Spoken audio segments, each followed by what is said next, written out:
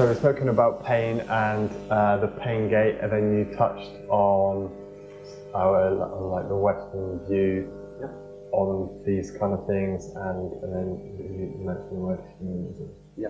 So it's a very important thing because of the context, and I'm very, very keen on the context, basically, rather than the content. And basically, the humanistic view we have in our Western society is if it feels good, it must be good, and if it feels bad, it must be bad. Okay? And our experience of reality is what is put to the pedestal, is a penultimate experience, basically. Okay? And the main problem is with Western views and scientific views and medicalized views. We are in pain, it must be something bad, we have to kill it. Okay? We use painkillers. Okay? You don't kill the nice people, you kill the bad people. Okay? So even in the medication we use, we are actually having that framework in. Okay? Anti-inflammatory. That thing against the inflammation. Okay? Because inflammation is bad. So we need to be anti-inflammation. Okay? We need to be painkiller. We need to be antidepressant because depression is really bad. All those kind of antibiotics. Antibiotics, the same, all those kind of things. Okay? So it's a very dichotomic way of looking at it. All or nothing, good, bad, that's it. Okay? Which is interesting. But when it comes to pain, especially persistent pain, it really compounds the problem. Okay? And by having those kind of views, we tend to actually make things worse. And that's why we've got such an epidemic of persistent pain nowadays. And the solution most people have around is medicalized, and it reinforces the problem. So Mr. Trump, whether we like him or not, another quite humanistic, liberal, Republican-ish type person, okay, is having a grudge about pharmaceutical companies in America who are actually selling opiates by the tonnage. Okay? And bizarrely, we've got the same problem in Europe, in the UK, in France, everywhere. Okay? People use painkillers to get rid of pain, and they end up being hooked on a substance that is actually going to make things worse on the long term. They're trying to mask the problem, but not solve.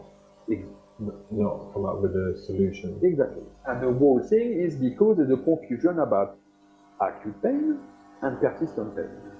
Acute pain is opiates are very welcome by a lot of people who've got acute pain. Okay?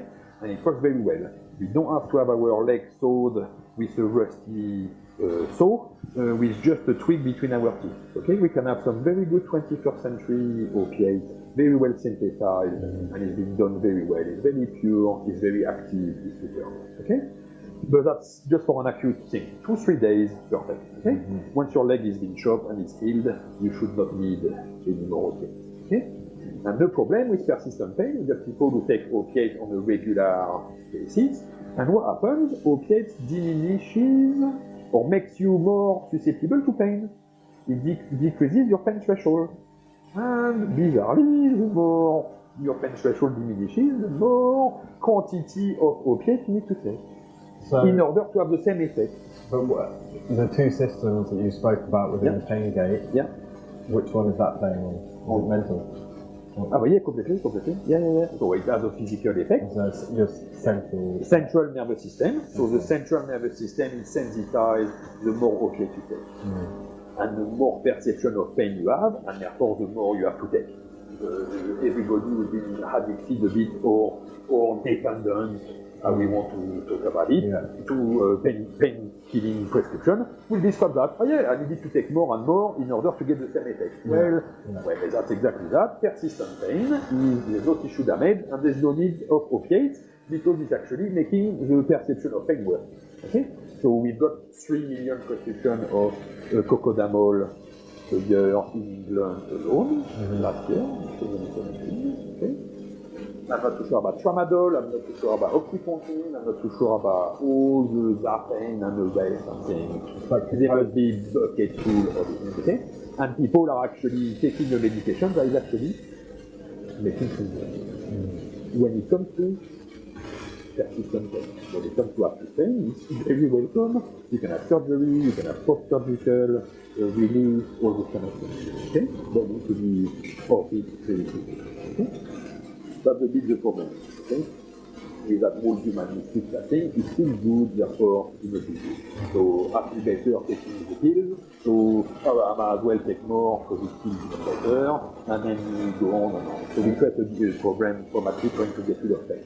Okay? In that fashion. And this is the same for loads of other areas as well, within mental health, isn't it? Well, the same, I think, but we are not specialized in mental health, we are specialized in musculoskeletal things, but unfortunately, when it comes to persistent pain, which is like my kind of case, there is a central modulation. So people believe that they go to the doctor, they have an X-ray or MRI scan, oh my God, there's a big disc bulge. Wow, disc bulge? Well, how long has it been there? Was it there before? Or what's going to happen to it? Oh, it's central, it's not touching the nerve. But you're in a lot of pain, just like that. So we like to get a culprit about something in order to really work a bit the psychodrama of it all. Right. Well, actually, you've had a disc bulge for all your life, and it's not actually a major problem. It's just a bit of a pain. You just need to mitigate some of the effect it has on the whole system. Mm-hmm. But apart from telling us there's too much pressure on that disc, it doesn't really tell us much more. And there's no real correlation between this bulge and the amount of pain you're in. Okay? Because when we do X-ray, we start to notice that if there's 100 people and you X-ray everybody, 30 people are going to have pain in their back, 70 are not going to have any pain in their back. Okay? And out of the 30 who've got back pain, only 15 are going to have the structural changes into their back. Okay? So half of the population who are in pain have got changes in their back. Okay? Mm-hmm. And when you look at the 70% of the people, well, there's actually 50%. There's 50 of them. So there's like 70% of people who are not in pain who've got actually structural changes in their back. Okay? So there's actually no correlation between the amount of pain and the structural findings we have from actually X-ray. Wow. Okay? So again, but it's a very good reason, and I see a lot of people who actually have had an X-ray and the doctor can't find anything, but they are still in pain. Mm-hmm. Okay? So it's never been a solution. But if people find a disc, then they start to have necrodiscectomies, they start to have, and we've had a lot of things in the press lately about the way pain is handled, and maybe some of the procedures people have, and how invasive those procedures are possibly not very appropriate to the level of pain they're in. Okay? Right. And some people maybe actually missold certain procedures in order to try to appear that it's actually making things better, but actually it doesn't. Okay? And so that's a result of us, like this Western humanism. Exactly. And focusing on what feels bad must be bad, mm-hmm. and what feels good must be good. Mm-hmm. Exactly. Pain doesn't have to be something that is that bad. It can be something very positive. And when you start to look at pain as something positive, when it comes to acute pain, it prevents you from actually damaging your ankle more. That's pretty useful, mm-hmm. Okay? But when it's persistent, it actually can be seen as a very positive thing because it tells you the whole system is so out of kilter that there is pain. And as soon as we restore a little bit of balance in the overall system, the pain will die down. I'm not saying it's going to get 100% better, in case it doesn't, but we are able to actually dial down the amount of pain we have. Mm. But we have to think that pain can be quite a positive thing and a bit of a trigger for us to action. And that's where there's another glitch a bit. So there's two types of people. So there's two types of pain, but there's two types of people out there. And it's very important. So that's the whole stuff. There's people who have got an external locus of focus, and there's people who have got an internal locus of focus. Okay? People with an external locus of focus are going to want somebody to deal with their problem. Mm-hmm. And people who've got an internal locus of focus are going to want to be empowered by somebody to find a solution of their problem. Okay? Mm-hmm. And it's two people we have to cater for a bit different. Mm-hmm. Okay. that's the challenge of it all. Maybe we should come on to that in a minute. In a minute, yeah. We can Yeah. do that later. Yeah.